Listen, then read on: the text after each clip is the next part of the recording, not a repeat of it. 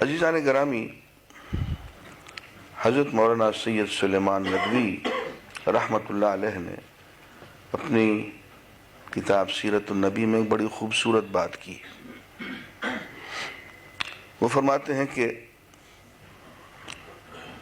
انسان کے اخلاق میں جو خرابیاں ہیں وہ بنیادی طور پہ 3 ہیں، باقی جتنی خرابیاں ہیں، رذائل ہیں، وہ اس کی ذیل میں آتے ہیں۔ فرماتے ہیں کہ پہلی خرابی یہ ہے کہ انسان کو خود غرضی کی تکلیف ہو جاتی، خود غرضی، اپنی ذات سے محبت، انانیت، یہ ایک خرابی۔ فرماتے ہیں دوسری خرابی، فرماتے ہیں حب مال، مال کی محبت۔ وہ چاہتا ہے کہ دنیا کے ذرائع، وسائل، مال، دولت زیادہ سے زیادہ سمیٹ لے۔ تیسری خرابی، کہتے ہیں وہ تیسری خرابی جو ہے پہلی 2 خرابیوں کو نبھانے کے لیے ہوتی ہے، اور وہ ہے جھوٹ، بے ایمانی،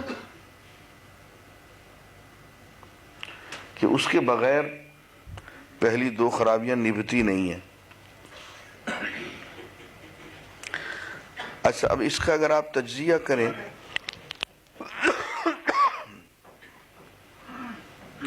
انانیت، خود غرضی، اپنی ذات سے محبت، تو آپ اگر غور کریں تو انسان کی جو اصل برائیاں ہیں وہ اسی کے تحت آ جاتی ہیں۔ انانیت ہے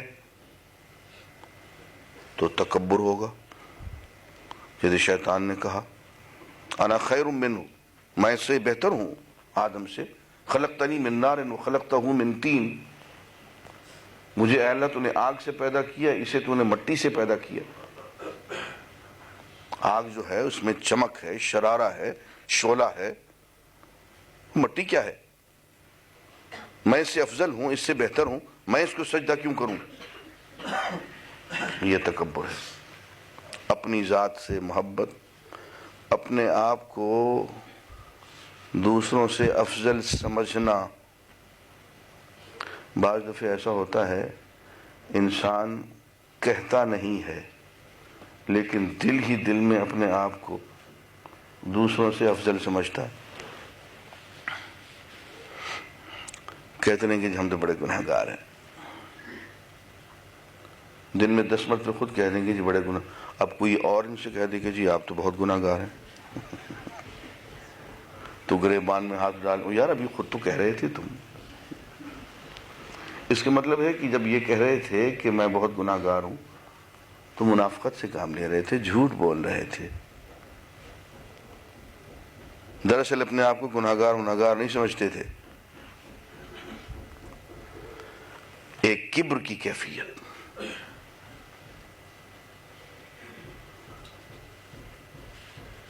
یہ انانیت کا خاصہ، اور کبر کا خاصہ یہ ہے کہ تکبر کے ہوتے ہوئے جب کسی اور شخص پہ نعمت ہو جائے تو آدمی حسد کرتا، میرے ہوتے ہوئے یہ عہدہ، یہ منصب فلاں کو کیوں مل گیا، نہیں ملنا چاہیے تھا۔ او بھائی تم یوں سوچ لو کہ اگر اس کو ملا ہے تو تم یوں سوچتے کہ اس کو ملا ہے تو مجھے بھی مل جائے، نہیں، یہ نہیں، اس کو کیوں ملا ہے اس سے چھننا چاہیے، یہ حسد ہے۔ اور نہیں چھن رہا، اللہ میاں اڑ گئے، میں تو نہیں دیا ہے، میں تو نہیں چھینتا ہوں، تو اب دل میں بغض پیدا ہو گئی، کینہ پیدا ہو گیا، نفرت پیدا ہو گئی، اب اس کی غیر موجودگی میں اس کو گالیاں دینی شروع کر دی، شماتت، اب غیبت، تہمت، غصہ، اور کسی شکل انتقام، اور موقع مل گیا نقصان پہنچانے کا، ظلم، آپ غور فرمائیں کہ خرابی بنیادی طور پہ ایک ہی تھی، وہ اپنی ذات سے بے جا محبت، اور اس کے ذیل میں آپ دیکھیں کتنی خرابیاں، کتنے اخلاقی رذائل آ گئے۔ اسی طرح سے حب مال ہے،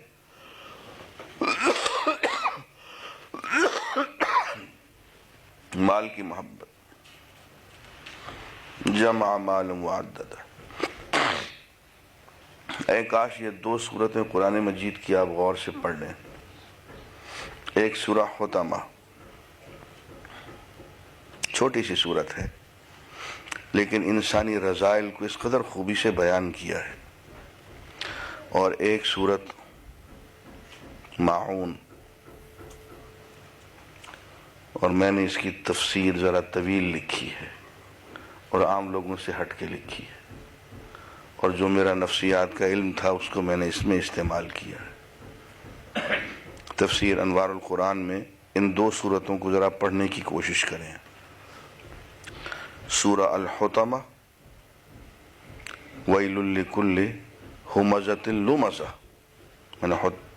الذی جمع مالا وعددہ یحسب ان مالہ اخلدہ کلا لینبذن فی الحطمہ۔ فرمایا تباہی ہے ہر اس شخص کے لیے جو دوسروں کے عیب ڈھونڈتا پھرتا ہے، اور عیب مل جاتے ہیں ان کو بیان کرتا پھرتا ہے۔ عیب چیں ہے اور عیبوں کا ادھر ادھر بیان کرتا ہے، عیب چینی کرتا ہے پھر طعنہ زنی کرتا ہے۔ ایسا کیوں کرتا ہے؟ اس لیے کہ اس کے دل میں مال کی محبت ہے۔ جمع مالا وعددہ، مال کو جمع کرتا ہے، اس کو گن گن کے، اب اتنے ہو گئے، اب اتنے، گن گن کے رکھتا ہے۔ یحسب،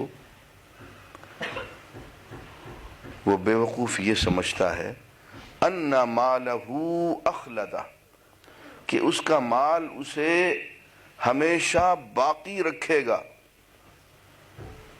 بھائی مال ہے، اچھے سے اچھے ڈاکٹر سے علاج کرا لیں گے، بیماری کا کیا گزر۔ وہ فلاں تو بے وقوف اس لیے مر گیا کہ اس نے ٹھیک جگہ سے علاج نہیں کرایا۔ اگر وہ امریکہ چلا جاتا نا، وہاں فلاں ہاسپٹل سے علاج کراتا تو ٹھیک ہو جاتا۔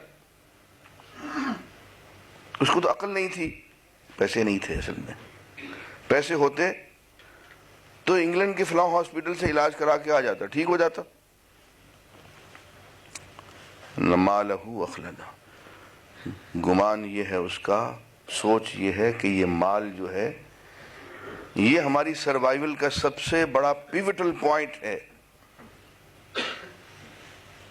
مال ہے تو کیا بیماری اور کیا موت۔ کلا، ہرگز نہیں، لَيُنبَذَنَّ فِي الْحُطَمَةِ، اس کو ایسی جہنم میں ڈالا جائے گا جو اسے چکنا چور کر دے گی۔ دیکھیے ایسی ہی نفسیات بیان کی۔ اَرَأَيْتَ الَّذِي يُكَذِّبُ بِالدِّينِ، دیکھا اس شخص کو جو آخرت کو جھٹلاتا ہے۔ فَذَلِكَ الَّذِي يَدُّعُّ الْيَتِيمَ، یہ وہ شخص ہے جو یتیم کو دھکے دیتا ہے۔ وَلَا يَحُضُّ عَلَى طَعَامِ الْمِسْكِينِ، اور مسکین کو کھانا کھانے کی کسی کو تاکید نہیں کرتا، نہ خود کھلاتا ہے نہ اس کی تاکید کرتا ہے۔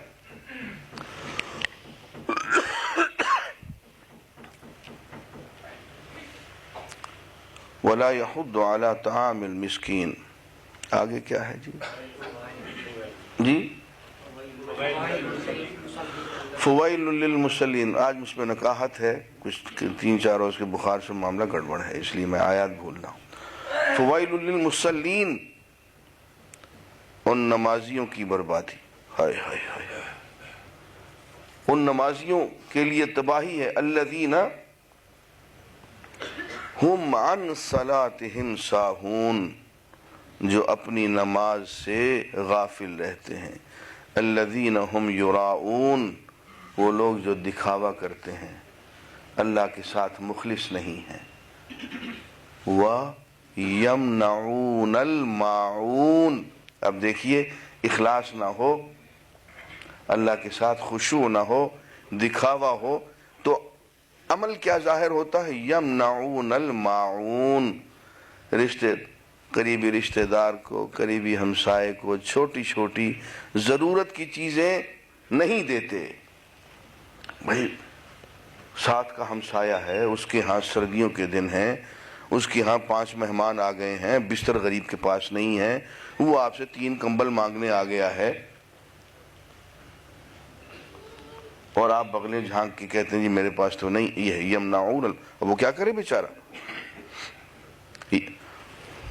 کھانے کے لیے اس کو برتن چاہیے، ضرورت کی چیزیں چاہیے، اس کو چھری کانٹا چاہیے، لوگ زیادہ آ گئے، اس کی بساط نہیں ہے، اور آپ نہیں دے رہے ہیں. یہ کن لوگوں کا کام ہے؟ اللہ یراؤون، دکھاوا کرنے والے لوگ، نماز سے غافل لوگ ہیں. اس لیے کہ نماز کا یہ کام تھا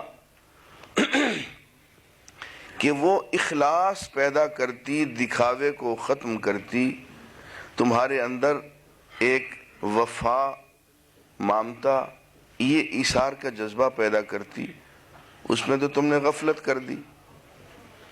اب نتیجہ یہ ہوا کہ خود غرض نکلے، اپنی غرض کی تمہیں پرواہ ہے، اپنے کھانے کی پرواہ ہے، اپنے سونے کی پرواہ ہے.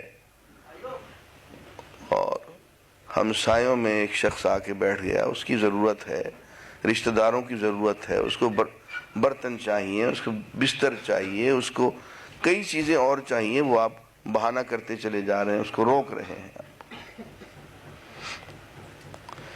تو آپ نے غور کیا کہ یہ سارے رذائل جو ہیں، آگے چل کے ہم دیکھیں گے کہ ان کا تعلق عبادات سے قرآن ان کا تعلق جوڑتا ہے. جیسے یہاں جوڑا کہ نماز میں غفلت کرتے ہیں، کبھی پڑھ لی کبھی نہ پڑھی، لوگ ارد گرد اکٹھے ہو گئے تو بڑی خشوع و خضوع سے نماز پڑھ لی، نہیں تو چھوڑ دی، دکھاوا ہے. اس کا نتیجہ کیا ہے؟ لوگوں سے پیار نہیں، لوگوں کی خدمت نہیں. یمنعون الماعون. تو دوسری خرابی جو ہے وہ حب مال ہے.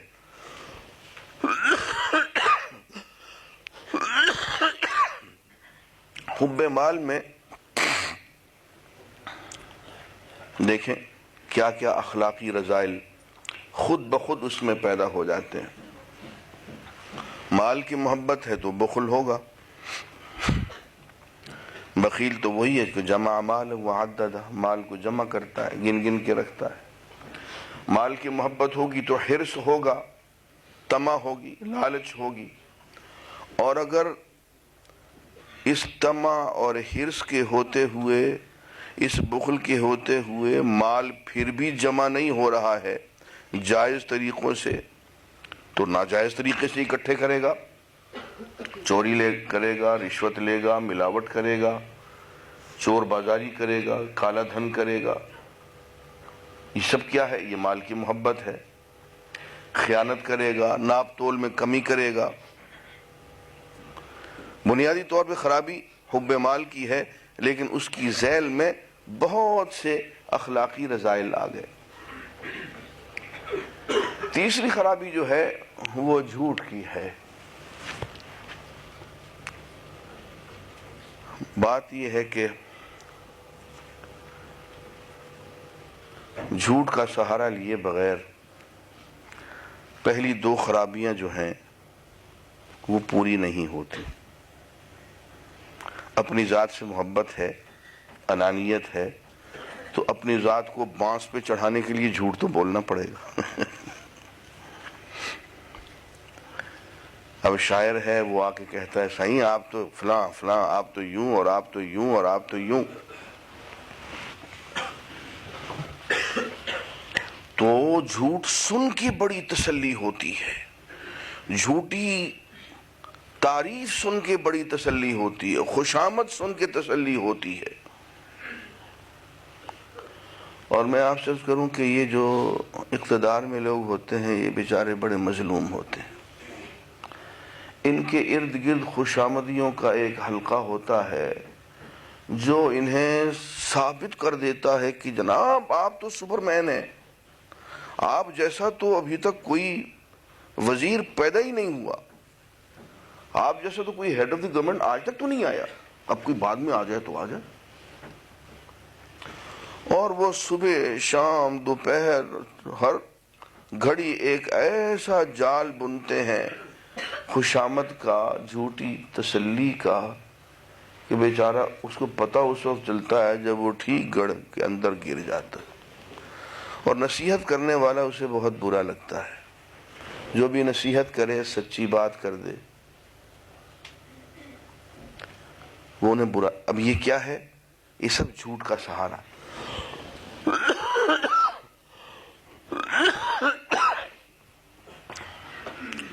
عزیزان گرامی، اس دنیا کی سب سے بڑی نعمت، سب سے بڑی نعمت سچائی ہے، صدق ہے. اللہ اپنے انبیاء کو اس لیے بھیجتا ہے کہ سچائی کو پھیلا دے. اور صدق، سچائی، اگر اس کے تقاضے پہ آپ عمل کریں تو اس کو امانت کہتے ہیں. Honesty, integrity. جو جس کا حق ہے اس کو آپ دے دیں، یہی تو امانت ہے. جو سچ سچ میرا حق بنتا ہے آپ مجھے دے دیں، یہ آپ کی امانت ہے. جو ٹھیک ٹھیک رجسٹر کے مطابق، حقوق العباد کے مطابق آپ کا حق بنتا ہے میں دے دوں، یہ امانت ہے. میں ایک جگہ صاحب اختیار ہوں، جو میرا حق بنتا ہے میں صرف اپنا حق لے لوں، حق سے زائد نہ لوں، صدق کے مطابق، سچائی کے مطابق، وہ امانت ہے. اور اگر میں والنٹیریلی یہ کروں، اپنے ارادے سے کروں، اپنی مرضی سے کروں تو یہ امانت ہے. اور اگر مجھے ایسا کرنے پہ مجبور کر دیا جائے تو یہ عدل ہے. بات سمجھ رہے ہیں یا نہیں؟ میرا ایک حق بنتا ہے سچائی کے مطابق، صدق کا، سچائی کا ایک تقاضا ہے، آپ وہ مجھے نہیں دیتے، اپنی مرضی سے دے دیتے ہیں تو امانت ہے. اپنی مرضی سے آپ نہیں دیتے، میں عدالت سے جا کے لے لیتا ہوں تو عدل ہو گیا. امانت بھی صدق کے تقاضے پہ عمل کو کہتے ہیں، عدل بھی صدق کے تقاضے پہ عمل کو کہتے ہیں. امانت اختیاری چیز، عدل جبری چیز، زبردستی with the rod of justice نافذ کر دی جاتی.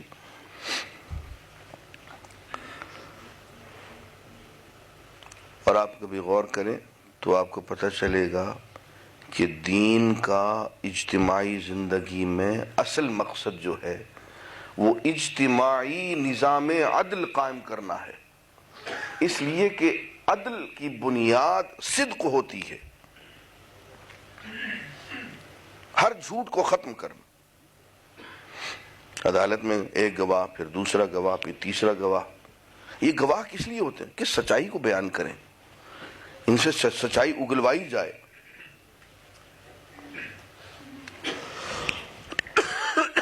تو اب تک میں نے یہ عرض کیا کہ 3 خرابیاں ہیں. اور پھر یہ دیکھیں کہ اگر یہ صدق نہ ہو، جھوٹ ہو، تو کیا کیا خرابیاں نکلتی ہیں. جھوٹ ہوگا تو دھوکہ ہوگا، فریب ہوگا، بے ایمانی ہوگی، ہر قسم کی کرپشن ہوگی، وعدہ خلافی ہوگی، تہمت ہوگی، بدگمانی ہوگی، خوشامد ہوگی، چغل خوری ہوگی، دو رخاپن ہوگا، دوغلاپن ہوگا، جھوٹی قسمیں ہوگی، عدالت میں جھوٹی گواہیاں ہوں گی. یہ سب خرابیاں جو ہیں ان کی بنیاد صرف جھوٹ ہے. اس لیے حضور اکرم صلی اللہ علیہ وآلہ وسلم نے ایک مرتبہ صبح کی نماز پڑھائی اور صبح کی نماز پڑھا کے آپ بیٹھے نہیں، آپ کھڑے ہو گئے اور آپ نے فرمایا لوگوں، اللہ تعالیٰ نے جھوٹ کو اور جھوٹی شہادت کو اللہ کے ساتھ شرک کے برابر ٹھہرا دیا ہے۔ جھوٹ بولنا اور جھوٹی گواہی دینا، دیکھا پوری حدیث پڑھتا ہوں، حضور نے فرمایا عدلت شہادت الزور بالاشراک باللہ،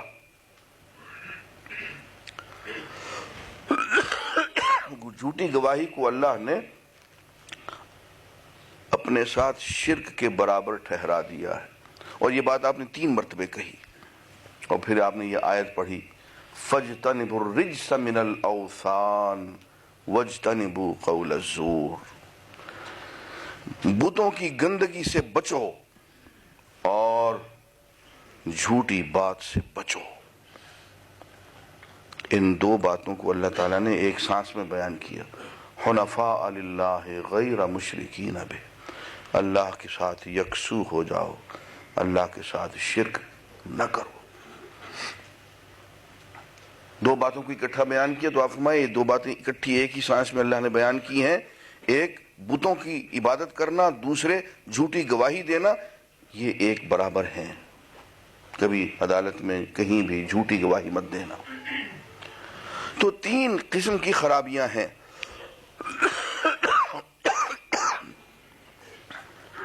پہلی میں نے عرض کیا حب ذات، انانیت، دوسری حب مال، تیسری جھوٹ اور جھوٹ کے تقاضے۔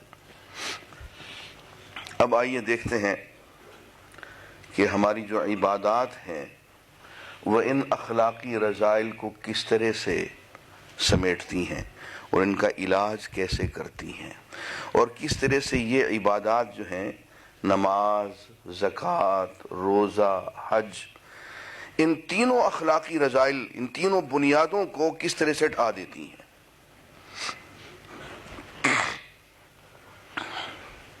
پہلی خرابی اور دوسری خرابی،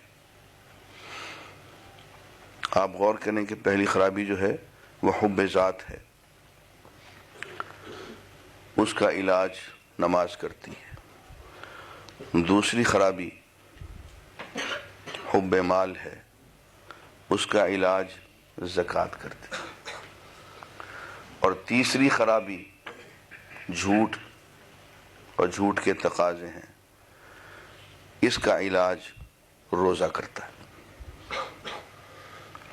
اور ان خرابیوں کو ہٹا کے ان کی جگہ جو اخلاقی بہترین صفات ہیں وہ پیدا کر دی جاتی ہیں۔